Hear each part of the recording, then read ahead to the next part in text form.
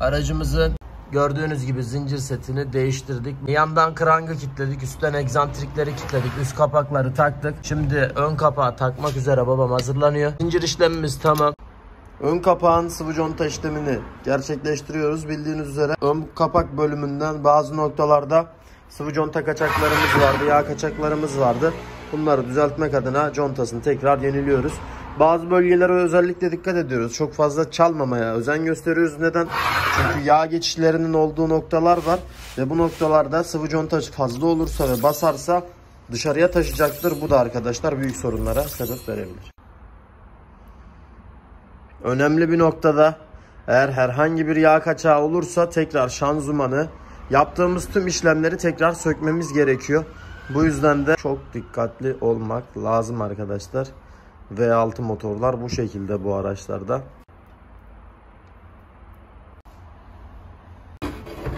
Buradan tut.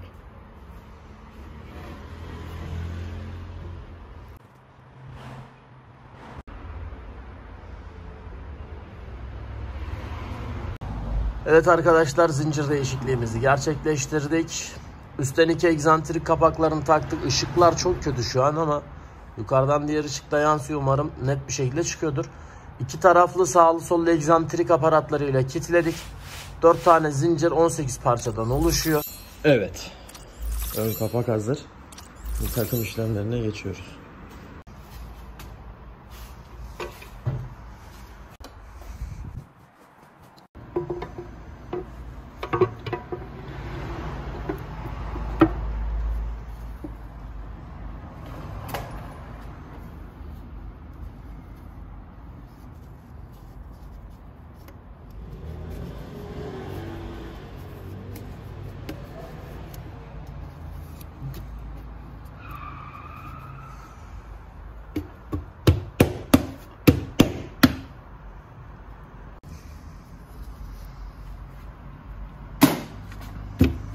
Değil mi dersin? Hadi.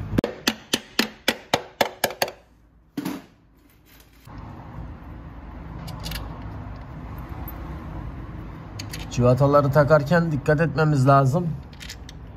Uzunlu kısalı civatalar var. Çok önemli.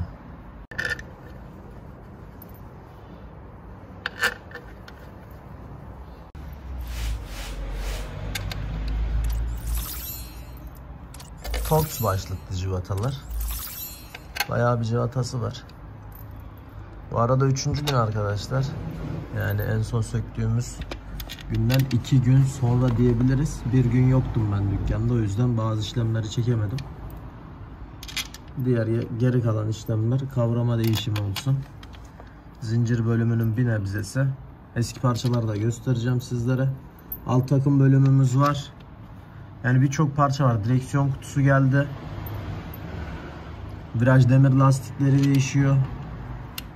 Kollar değişiyor. Üst alt eğri kollar var bunlarda. Onlar değişiyor. Arka amasörler değişiyor. Birçok parçamız elinden geldi. DPF'yi temizliğe verdik. Turboyu revizeye verdik. Enjektör aynı şekilde. İlk başta onu sökmüştük. Bu şekilde devam ediyoruz. Sıvı bakımlarımız da var.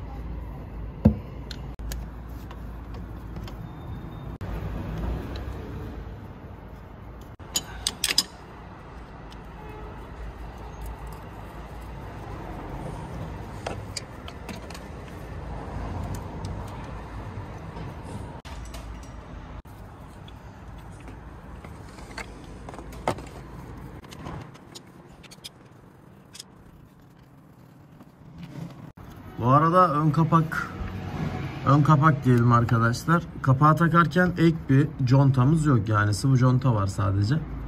Bunu belirteyim. O yüzden sıvı contayı sıkarken çok dikkatli olmak gerekiyor.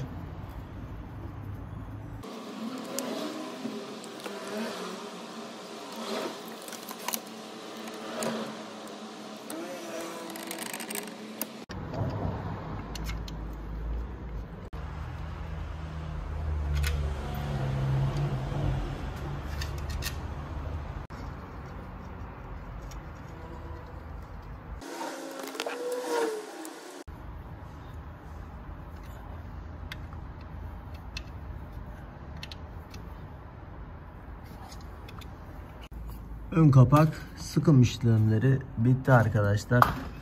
Bu şekilde kapatmış bulunuyoruz. Çok dikkatli olmamız gereken bir bölümde. Buna özellikle değinmek istiyorum. Sıvı conta olsun, bir kaçak olsa şanzımanı tekrar indirmek zorunda kalıp şu görmüş olduğunuz yeri tekrar boşaltmak gerekiyor. Bu da gerçekten çok büyük bir ağırlık, büyük bir emek, eziyet diyebiliriz. O yüzden buna dikkat ediyoruz. Orada krank okuyucumuz var. Arkadaşlar bunu böyle ters koymayalım. Ters koyduğumuzda zaten deliği gelmiyor. Tek noktada geliyor bu. Krank okuyucu soketimiz, sensörümüz. Evet, artık marş dişlisini montaj edebiliriz. Bakın bu okuyucu bölümünün geldiği noktalar burası arkadaşlar. Hemen takacağız. Krank sensörünü zaten göstermiştim. Bu şekilde. Bu arada dikkat edilmesi gereken en önemli noktalardan biri de civataları takarken arkadaşlar bu diş ilacının olması gerekiyor. Yoksa yağ kaçırma olasılığı olabilir. Birçok kez başımıza geldi. Meslektaşlarımızın da başına geliyordur illaki. Çok fazla kullanılmıyor bu ürün ama bu ürünün bu tarz dişli yani civata yerlerinde kullanılması lazım. Bunun dışında civataların özenli bir şekilde temizlenmesi gerekiyor. Ayrıca fabrikasyon olarak kullanıldığına da değinebiliriz. Bakın onlarda da yeşil diş ilacı kullanılmış. Bunu kullanacağız. Çünkü bu ara deliklerde yağ gelme olasılığı yüksek. Bu yüzden ilacı çalacağız. Arkasının açık olduğu yerlerde civatalara illaki diş ilacı olması şart. Sadece diş ilacına gerek yoktu. Genelde açık oluyor ama baba. Evet. Genellikle açık oluyor buralar. Bunu takacağız.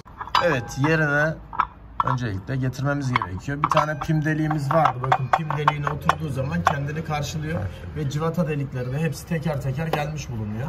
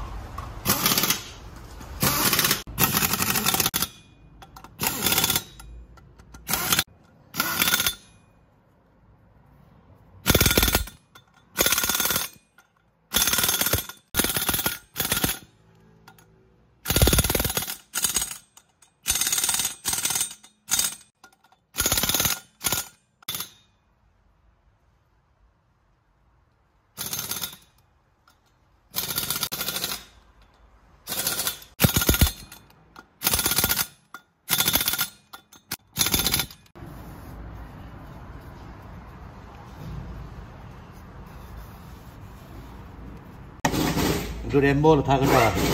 Tamam.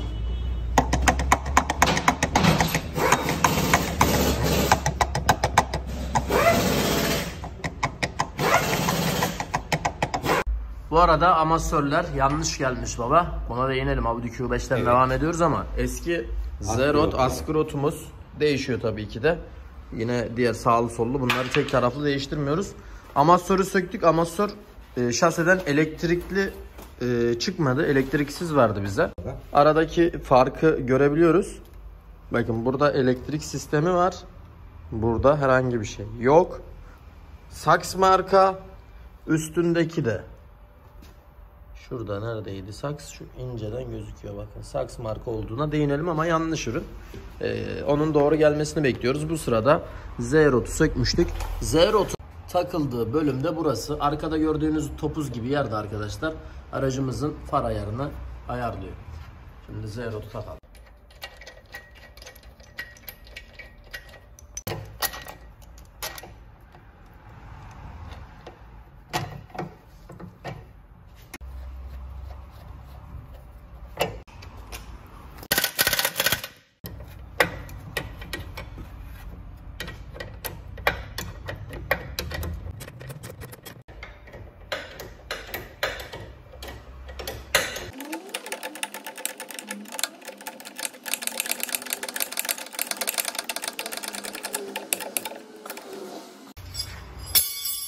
Burada da tabii ki direksiyon kutumuz. Arkadaşlar tamirattan geldi. Şöyle alalım, masaya alalım usta.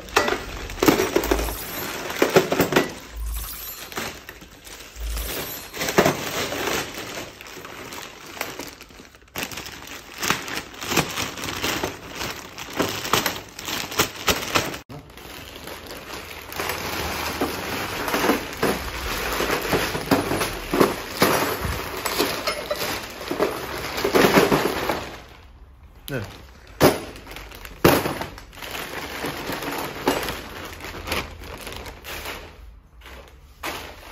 Burada milimiz aşınmış, milimiz değişti şimdi.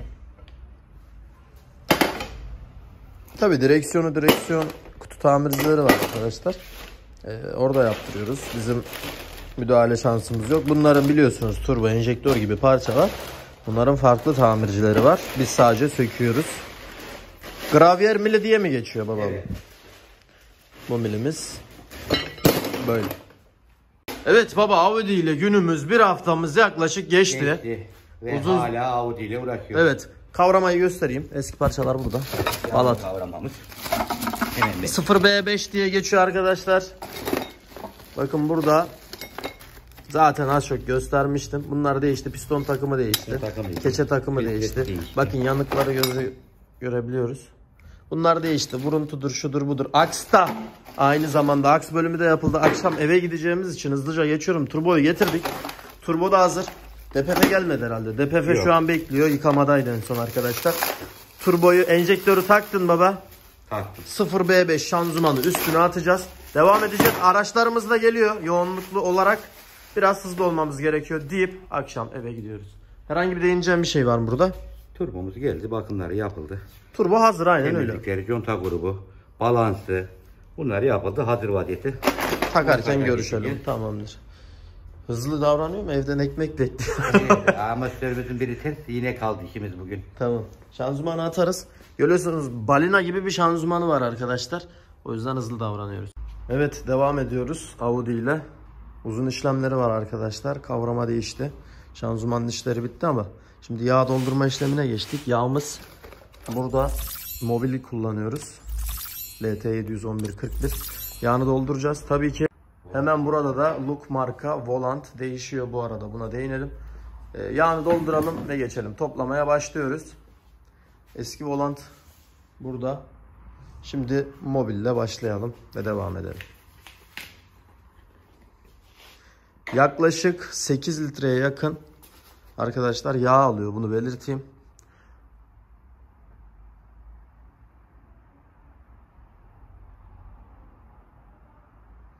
Tabii ki bu şanzımanda yağ seçimi çok önemli. Bu yüzden yağını dikkatlice tercih edip koyuyoruz. Hepsini dolduruyoruz şimdi. Burada gördüğünüz gibi komple Mobil. Evet, yağ dolum işlemlerini bitirdik arkadaşlar. Bu şekilde doldurduk. Tapamız burada mevcut. Tapayı sıkacağız.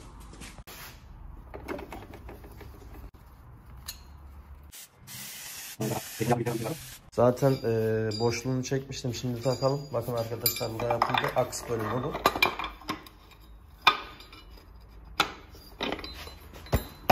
Bu yerinde oynuyordu. Şakır şakır oynuyor. Aynen öyle. Bu vuruntuya, silkelemeye sebep veren faktörlerden biriydi. Aracımızın kulaklarında hiçbir sıkıntı yok. Motor kulaklarında. Bu yüzden bura yapıldı. Bakın. Yapıldı zaten belli. Bilezik yapıldı. Şöyle. Volantını takalım. Volanttan sonra aksı takıp artık şanzımanın işi bitiyor. Bakın buradan da kavrama bölümünün değişmesi için açılan bölge torz cıvatalarla başlanıyor, açılıyor.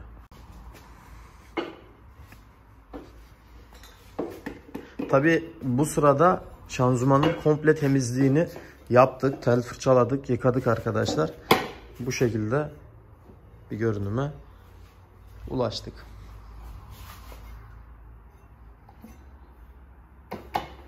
Aks geliyor. İçinden geçiyor aks baba. Evet. Aksı şanzımandan sonra montaj edeceğim. Travese değmesin diye. O zaman volant böyle duracak. Evet. Montajına başlayalım. O zaman başlayalım. Zor bir montaj olacak. Hep beraber devam edelim. Aracı indiriyoruz. Şanzımanı alttan itmedik arkadaşlar. Neden? Şanzıman çok ağır bir parça olduğu için motor arkaya doğru yattı. Motoru olması gereken konuma, yani şöyle söyleyeyim, takoz koyacağız. Motorun önü çok aşağıda şu anda. Arkaya doğru gidecek. Bakın bir takoz koyduk ama bu yeterli değil. Şanzıman çok ağır. Bir takoz daha koyup motoru normal seviyesine alıp şanzımanı alttan o şekilde yapacağız. Turboyu taktın. Turbo taktın. DPF'den bahsetmiştik. DPF temizlendi. Turbo arkadaşlar revizyondan geldi. Turboyu çekmiştim dün akşam. Montajını gerçekleştirdik. Yağ rekorları olsun. Buraların birkaç daha parçası var ama en son onu takacağız. Şimdi motoru seviyesine alalım. Evet, bakın ayarladık. Şu an motor az çok iyi konumda. Altına ittik, indiriyoruz.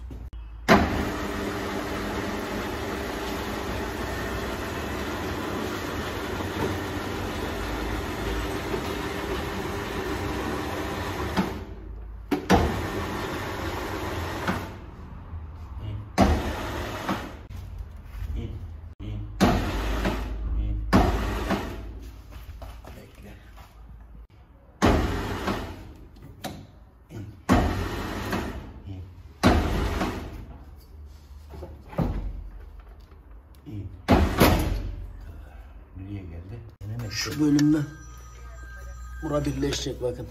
Şu an ayrık. Zincir bölümünde sıvı contasını görüyorsunuz bu arada. Zor bir işlem. Çekimleri de biraz yapmaya çalışıyorum ama biraz zor arkadaşlar. Evet. Arabanın altındayız. Burayı iteceğiz. Evet. Çekemeyeceğim burayı. Hadi.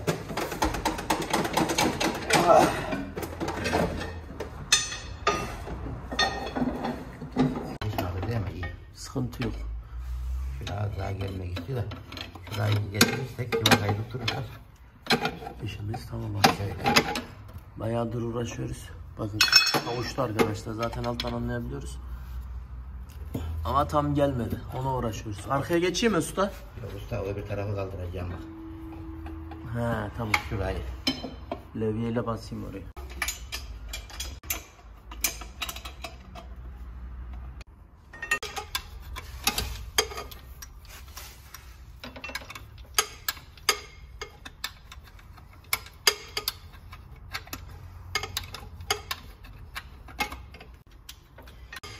Sallayayım.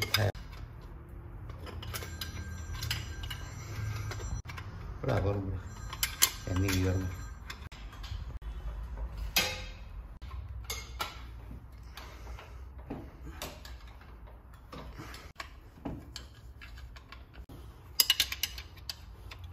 Havuçları gördük mü Aran? Bak. Evet. Şöyle daha net. Zor bir şanzıman. Evet. Şu civatayı ver. Kol var ya. Onun kardeşi yani.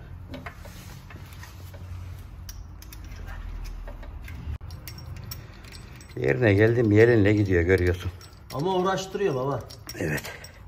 Ağır bir şanzıman olduğu için. Kolay ekmek yok. Ekmeğe de çiğneyip de yutuyorsun. O civatanın altındaki pul niye öyle Bak baba? orayı yarık, burayı eşitlesin diye şanzıman o yanı bu yanı dönük olmasın. Yukarıda da burçlar var, burçları şıp diye geçiyor. O niye öyle? Şanzımanı üstten getirip aşağı doğru indirirsin.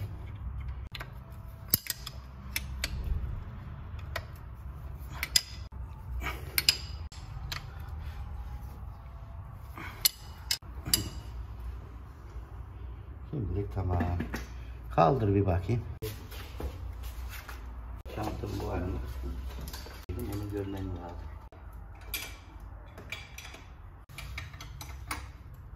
Evet, kaldıralım artık. Şanzımanı yerine aldık.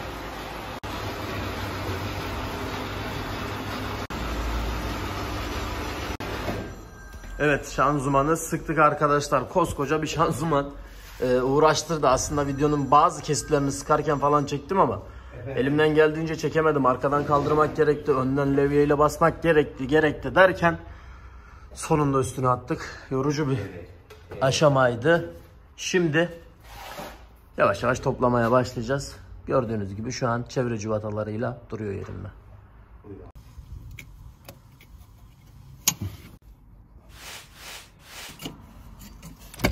abi. Götür aşağı doğru git. Ağzını çevir. Parmağıma doğru götür işte. Parmağıma doğru. Böyle. Güzel bu.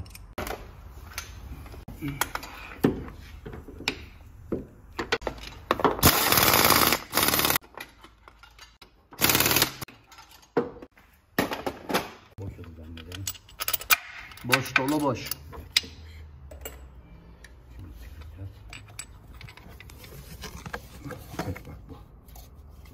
Gördük. Evet.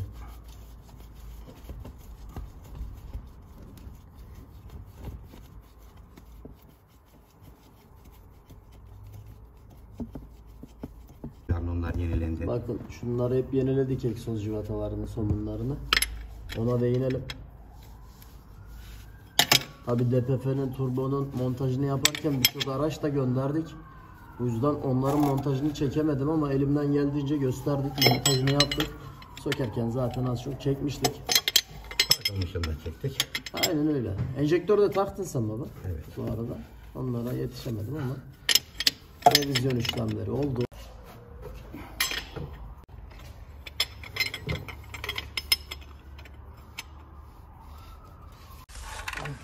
Allah.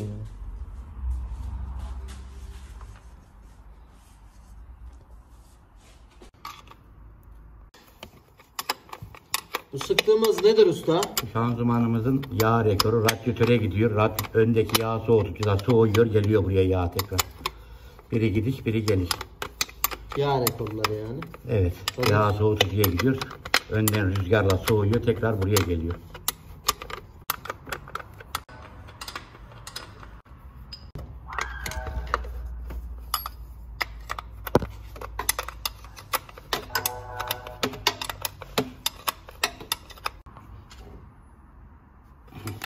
Evet arkadaşlar, yine devam ediyoruz. Şu yaptığımız işlemlerden bahsedelim. Volant bölümüne geçtik. Volantın 6 tane civatası var. Marş dişlisi hatırlarsanız. Ona volantı sıkıyoruz.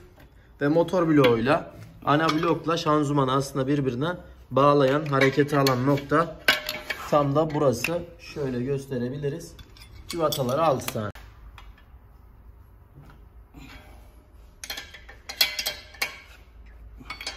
Daha sonra plastik kapağı tak. Şu görmüş olduğunuz volant bölümünün civatalarını söktüğümüz yer plastik kapak üstüne montaj ediliyor. Krank okuyucu soketimizi takıyorum.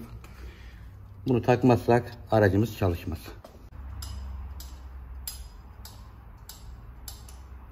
Tabii şarj dinamosundan alıyor herhalde baba. Evet. Hareketi. Sence sağlıklı bir şey mi bu? Bence hiç sağlıklı bir şey değil. Her marşa bastığında zaten yakıt daha da çoğalıyor. Sürekli marş dişlisi. Tabii ki. Sözde tasarruf ama bence tasarrufla beraber. Ayrıca akü alırken mesela aküde fiyat farkı da oluşuyor. Tabii ki. Start-stoplu akü. Start-stoplu aküler daha farklı arkadaşlar. O yüzden çok fazla kullanmayın. Tabii ki start-stop teknolojik olarak günümüzde sürekli tercih edilen bir sistem. Ama biliyorsunuz adamlar düğmeyi de koymuşlar. Düğmeye bastığımızda devre dışı kalıyor. Zaten Seat grubunda, Volkswagen Mack grubunda emniyet kemerini taktığımızda start stop devreye giriyor. Öyle de bir özelliği var. Sağ taraf aksa geçtin baba. Evet. Yine yıldız, her zaman karşılaştığımız civatalar. Özellikle de VAK gruplarında bu şekilde akslarımız. Geçmeli değil, sadece civatalı bölümleri var. Tutturduktan sonra tabancayla basıyoruz. Evet. Tabii önemli olan işi tutturana kadar. Buradan sökerken de aynı işlemleri uygulamıştık.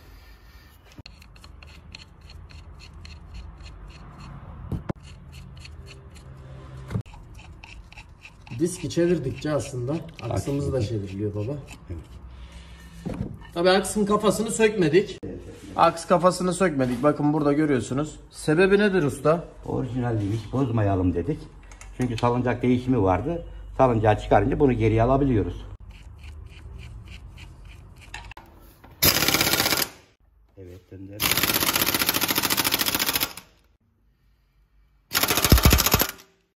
Çevir.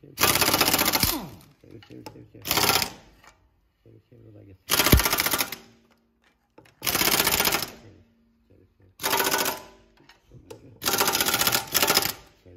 Evet, aks montajımızı bitirdik. Müşterimiz su kaçağı olduğunu daha önce gösterip bulunamadığını söylemişti. İnceden bir su kaçağı yakaladık. Evet, burada. Evet arkadaşlar, şuradan değineyim. Aracın su eksiltme sebebi bu. Şuradan gördüğünüz boru, alüminyum boru. İçerisinde orlik var, üstünde orlik var daha doğrusu. Zamanla gevşiyor. Zamanla yıprandığı için küçük küçük damlalar halinde uzun süreklilik, tabi uzun periyotlarda su eksiltme yapıyor. Ama kaynak burası. Uzun yolda. Seyir halinde aracımız yüksek hararet olduğu için, yani 90'larda 95'lerde gezdiği için suyumuzda ister istemez bir basınç oluyor. Buradan kaçırması daha kuvvetli oluyor ve seyir halinde rüzgarla da kuruyor, suyu bulamıyorsun kaçağı. Yani bu tabii ki normal şehir içerisinde çok fazla belli olmuyor baba. Olmaz. Aracımızı, turbomuzu söktüğümüzde dizel partikül filtresinin de içinin berbat olduğunu gördük. Berbat derken aşırı çok kirli değildi ama sökülmüşken temizlenmesini müşterimize ilettik. Kendisi de burada gördü. Temizletelim Musa, bir daha sökülmez bu. Peki abi dedik, onu söktük. Temizleyin arkadaşlarımıza götürdük. Makinede basınçlı ilaçla yıkandı, temizlendi. İçini buradan isterseniz biz gösterelim. Bakınız arkadaşlar, şöyle en son hali bu. Şöyle tam da net, tabii ki buralar çok dar alanlar, yani buraları gösteriyoruz ama çok zor gösteriyor. Şöyle netleyebilirsek, evet, gördüğünüz üzere netledik. Bu temizliğimizden sonra aracımız belli bir kısa sürede bir beyaz duman atar. Bu beyaz duman, bunun içindeki yıkanan ilaçların, sıvıların buhar olup egzozdan bitmesinden dolayı bittikten sonra bu buhar ortadan kalkacak. Bu buhar için aman bir enjektör, aman bir turbo endişesine kapılmayalım. Yani hemen bitiyor bu Evet, olay. bu bir şöyle 30-40 kilometre güzel bir seyir halinde yüksek viteste kullandığımızda tamamen basınçlı sıcakla kurumuş oluyor. Peki baba, biliyorsun ki uzun devirlerle aracı kullanmak 15-20 dakika boyunca kullanım falan diyorlar. Evet. Bu partikül filtresini temizler gibisinden. Deniyor. Aynen deniyor. Sence Deniyor, bu doğru mu? temizleniyor. Ama bunun adı jenerasyon demektir. Jenerasyonu, gaz pedalını oynattığın an araç istenen bir performans ve istenen ısı düzeyini ve gaz yeme konumunu değiştirdiğiniz için jenerasyonunu yapamıyor. Belli bir süre arızalanmanız sönüyor ama daha sonra yine aynı ışığınız yanacak. Sağlıklı olanı yıkadıp temizledip takmak ve kodlamasını yaptıktan sonra problemimiz biter. Aynen, jenerasyonu zaten bilgisayardan da yapılabiliyor. Evet. Ondan sonra, temizlikten sonra yapılmasını öneriyoruz bu arada. Peki DPF arızalandığı zaman, EGR'dir, DPF'dir, bunların iptalleri var. Biz önermiyoruz ama şimdi şöyle bir durum var. Performans etkisi var mı bunların? Kimi de bunu boşaltıyor. Boşalttığı an zaten aracımız muayeneden geçmiyor bir. Performans yükselir deniyor ama kesinlikle yükselmiyor. Performans kaybı yaşıyor araba. EGR'miz, manifoldlarımız, DPF'miz temizlendiği an orijinal bir şekilde iptaline kesinlikle karşıyız. Bunlar yapıldığında arabamızın istenen gücü zaten otomatikmen meydana çıkıyor. Hem yakıtta tasarruf ediyoruz, tabii hem de ki çekişte artış yapıyoruz. Evet. Audi ile beraberiz. Devam ediyoruz baba işlemlere. Devam edelim. Şanzımanı artık konumunu alalım. Şurada bir tek sekme.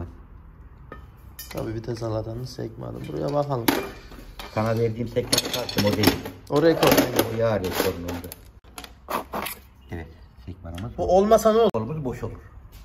Sen vitese takarsın ama şanzıman vitese takmaz.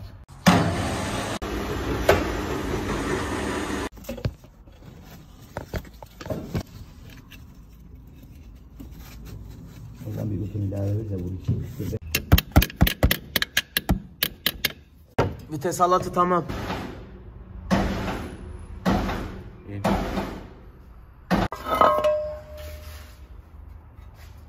Orada ikileri bağlı seyyar. Evet. Takmaya artık konuma almaya başladık.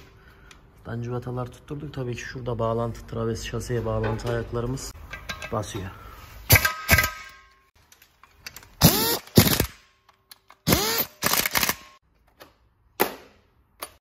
Bir daha.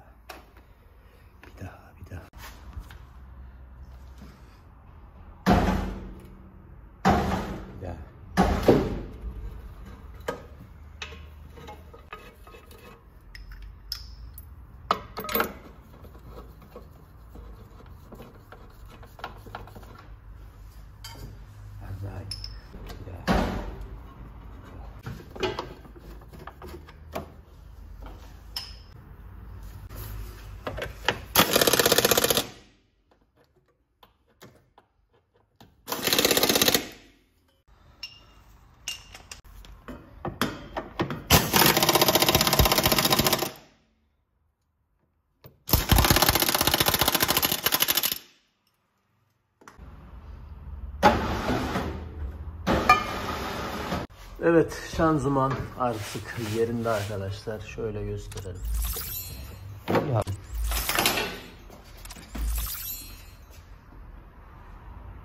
Evet, yine geçelim. Çürümüş ve eksik olan bir parçalar arkadaşlar. Egzozun bakın bağlantı kelepçesi Kopmuş.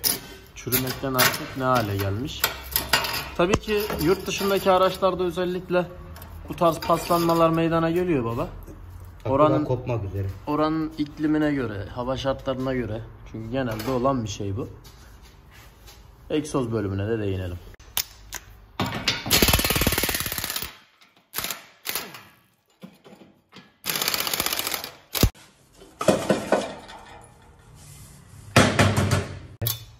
Contaya dikkat edelim. Diye gideceğiz, bu kelepçeler değişti.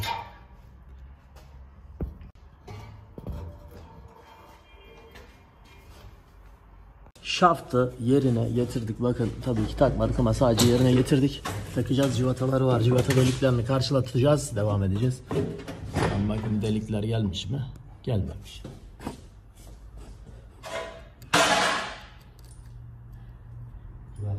Evet. Arka tarafta yine burada. Evet, şaftın civataları burada. Aks civatalarına benziyor. Akslarda da mesela pololarda, golflerde bu şekilde iki civatayı birbirinden tutan bir ayak var. Bunda da var mesela.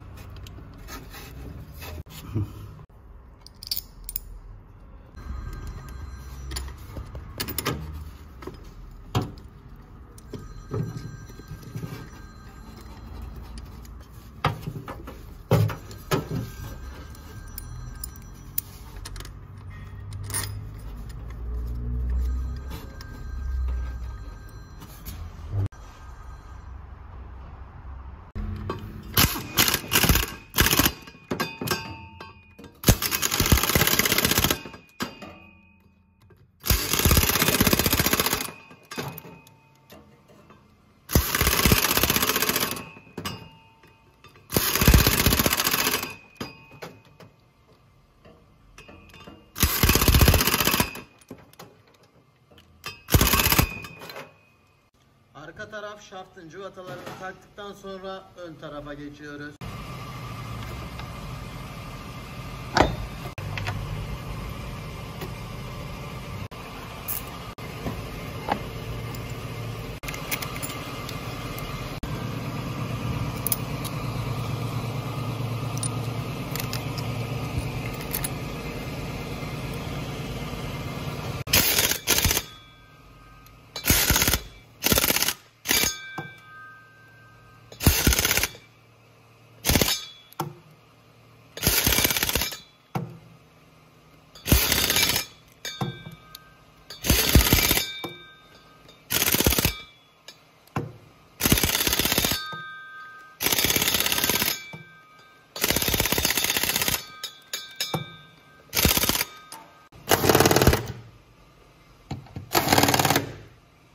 Şaft işlemi tamam.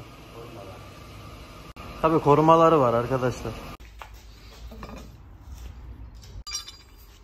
Sol aksımız. Bunun yeri tornada yapıldığını anımsatmıştık. Daha öncesinde burayı yediğinde bilyayda parlatmış.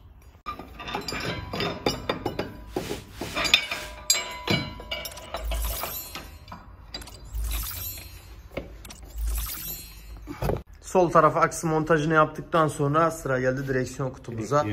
Direksiyon kutusuna neler yaptığını kısaca bahsetmiştik. O yüzden direkt takıyoruz. Evet, montajını yaptık. Aksomun araya takılır bunun. Kare bir somun. Evet. Yani yerinde oynamasın diye, dönmesin diye, aynen öyle var. Geldi mi? Geldi. Delik geldi. Bak. Bu şekilde kare.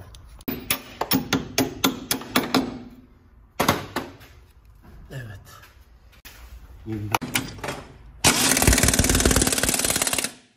Bak, bunu çekeceğiz.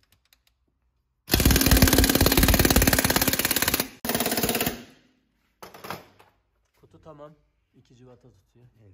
Tabii rot kollarını da tutan yerler var. O da kaşıyıcıya geçiyor arkadaşlar. Onu nasıl ulaşacağım ben? Direksiyonumuzun açı sensörünü taktıktan sonra yağ rekorları var, görüyorsunuz. 2 tane de birbirini tutuyor ayrıca. 2 civatayla bunları takıyoruz. Bir civata daha.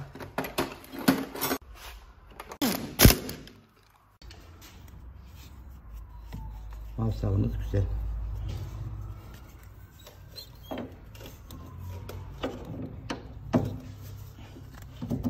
Şu. Ona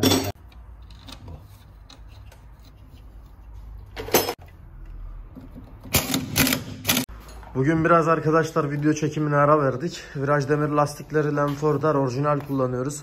Bu arada salıncaklarımız, işte bütün her şey değişti. Alt takıma dair direksiyon kutusu yapılmıştı. Bakın bunları çok uzatmadım ama viraj demir lastiklerini göstereyim. Bunun dışında askı rotları değişti. Burada şöyle askı rotları, yeniler üstünde arkadaşlar, bu şekilde. Orijinal kullandık. Yine aynı şekilde burada.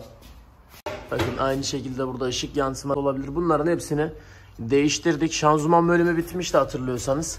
Artık çok fazla uzatmıyorum. Uzun bir video oldu. Sıkıcı bir video olmasın. Viraj demir lastiklerini değişiyoruz. Onlar da burada. Bu şekilde. Viraj demir lastikleri. Hepsi alt takıma dair her şey yapıldı bu arada. Mükemmel bir çalışma oldu. Elimizden geldiğince uygulamaya, göstermeye ve aynı zamanda müşterimizin işini yapmaya özen gösterdik. Sona doğru yaklaşıyoruz. Tabii ki marşını sizinle birlikte yapacağız. O kadar işlem yapıldı ki arkadaşlar. Daha da anlatmaya zaman yok. Arkada da araçlar var, bekliyorlar. Kaç hafta, yani hafta demeyeyim, kaç gündür bu araçla uğraşıyoruz. O yüzden çok da uzatmak istemiyorum. Bindirmemiz gereken burada bir adet motorumuz da var. Bunlar hep aksadı. Evet, artık aracı aşağıya indirdik. Bayağı sürdü. Bizi çok fazla uğraştırdı. Ama bu videoyu da sizler için çektim. Elimden geldiğince normalde bu kadar uzun videoları, işlemleri çekmemeye çalışıyorum. Şimdi ilk marşımızı yapacağız. Direksiyon yağımızı doldurduk arkadaşlar. Bunun yanı sıra enjektörün havalarını aldık. Enjektör, turbo montajlarını az çok gösterdim. Bir hava akışın olduğu nokta var. Hava filtresi kazanımız var. Şimdi ilk marşı sizlerle yapacağız. Bakalım nasıl bir tepkimi alacağız. Hep beraber. Babam şu an içerisinde. Şöyle geçeyim hatta. Evet, hazırsak basabiliriz baba.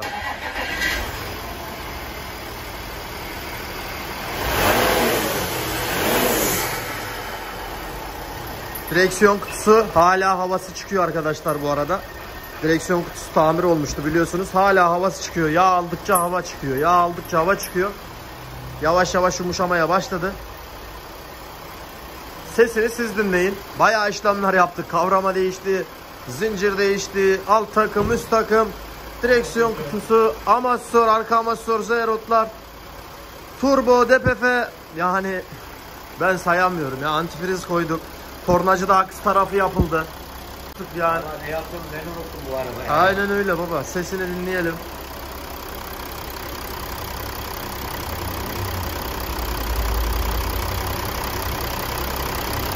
Arkaya geçelim. Herhangi bir duman atıyor mu? Siyah, beyaz var mı bakalım arkadaşlar.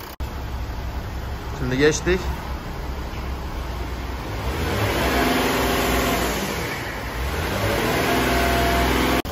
Müşterimiz hava filtresini değiştirmeyin demişti ama biz yine göz atalım dedik. İyi ki de göz atmışız arkadaşlar. Bakın, hava filtresi leş gibi. O yüzden değiştiriyoruz. Bunu da müşterimiz buradan görsün. Çok kirli bir durumda yani. Bakın burada şöyle çekeyim. Görüyorsunuz. Evet, periyodik bakımını yapmadık arkadaşlar. En son bir çalıştırmak için sadece periyodik bakım kaldı. Burada orijinal bir şekilde boş filtremiz. Orijinal man ve çok pahalı baba. Aşırı pahalı. Evet. Kullanacağımız ürünler bu. Bakın burada da damgası var. Bunların çakması da var. Kutusunu falan yapıyorlar ama bu orijinal tabii ki de. Yüksek fiyata aldık. Şunu da bir çıkar, kağıt filtreyi de gösterelim. Kalitesinden az çok anlaşılır. Boş. Kağıt tarafını gösterelim. Bu şekilde ürünlerimiz mevcut. Zincir bölümümüzde kaçaklar vardı. Bakın hepsi artık yok. Şu an araç çalışıyor. Son kontrollerini yapıyoruz. Bakın siz de bakın, herhangi bir kaçak var mı?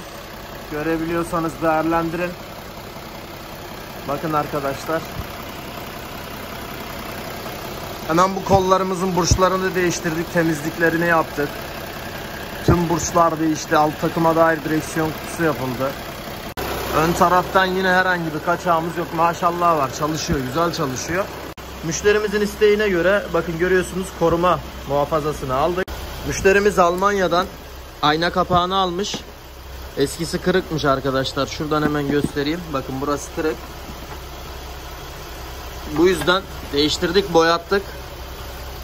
Bu da yenisi. Bunun montajı var. Şerit değiştirme özelliği olduğu için arıza yakıyor bu. Bunu da belirteyim. Son kontrollerini yapıyoruz. Test sürüşü bu araç için geçerli olmayacak. Neden olmayacak?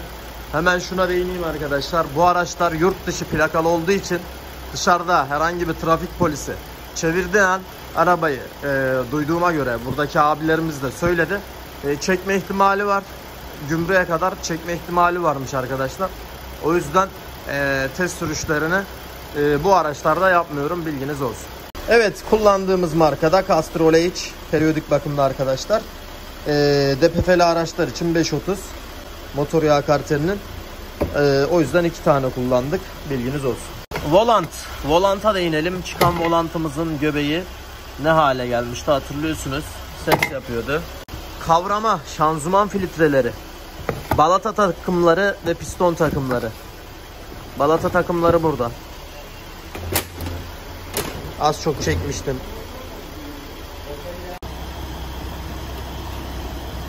En son aşamasında çekmiş bulunuyoruz baba. Ayna kapağımızı da yaptın. Evet. Sadece boyandı yani. Buna herhangi bir parçasını zaten müşterimiz getirmişti. Motorumuz çalışıyor. Hala sıkıntımız yok. Rot ayarımız var. Rot ayarımız var. Çok önemli. Şu an yolda kesin sapıtır araba. Direksiyon kutusu tamir olduğu için rot ayarı çok önemli. Bir rot ayarımız var. Başka var mı? Ön takımda değişmeyen bir şey kalmadı. Rot ayarı da kalmadı arabada. Şimdi rot ayarı koyacağız arabaya. Evet, artık yolluyoruz. Gel abi, gel. Gel serbest, gel. Gel. Gel serbest.